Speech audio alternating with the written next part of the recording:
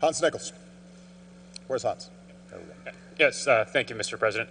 Yesterday, your friend and ally, Cory Booker, said that an ad that you released, that your campaign released, was nauseating, and it alleged that Romney at Bain Capital was, quote, responsible for job losses at a Kansas City steel mill.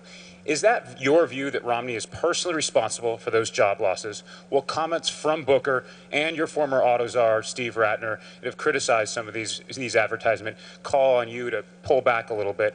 And generally, can you give us your sense, three-part, Mr. President, could you give us your sense of just what private equity's role is in stemming job losses as they seek a return on investment for their investors? Thank you.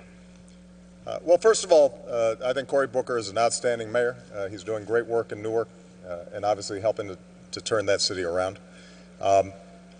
And I think it's important to recognize that this issue is not a, quote, distraction. This is part of the debate that we're going to be having in this election campaign about how do we create an economy where everybody, from top to bottom, folks on Wall Street and folks on Main Street, have a shot at success. And if they're working hard and they're acting responsibly, that they're able to live out the American dream. Now, I think my view of private equity is that it is set up to maximize profits. And that's a healthy part of the free market. That's that's part of the role of a lot of business people. Now, that's not unique to private equity. And as I think my representatives have said repeatedly, and I will say today, I think there are folks who do good work in that area, and there are times where they identify the capacity for the economy to create new jobs or new industries. But understand that their priority is to maximize profits. And that's not always going to be good for communities or businesses or workers. And the reason this is relevant to the campaign is because my opponent, Governor Romney, his main calling card for why he thinks he should be president is his business experience. He's not going out there touting his experience in Massachusetts. He's saying, I'm a business guy and I know how to fix it, and this is his business.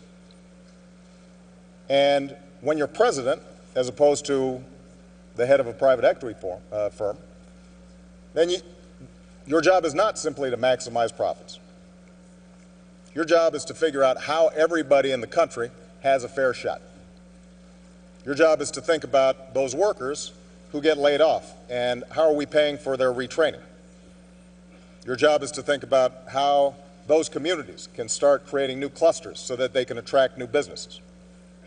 Your job as president is to think about how do we set up an equitable tax system so that everybody's paying their fair share, that allows us then to invest in science and technology and infrastructure, all of which are going to help us grow. And so if your main argument for how to grow the economy is, I knew how to make a lot of money for investors, then you're missing what this job is about. It doesn't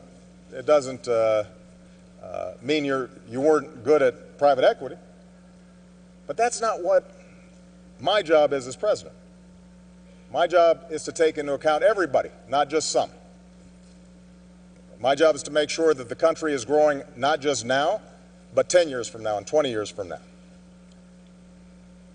And so, to repeat, this is not a distraction. This is what this campaign is going to be about, is what is a strategy for us to move this country forward in a way where everybody can succeed. And that means I've got to think about those workers in that video just as much as I'm thinking about folks who've been much more successful.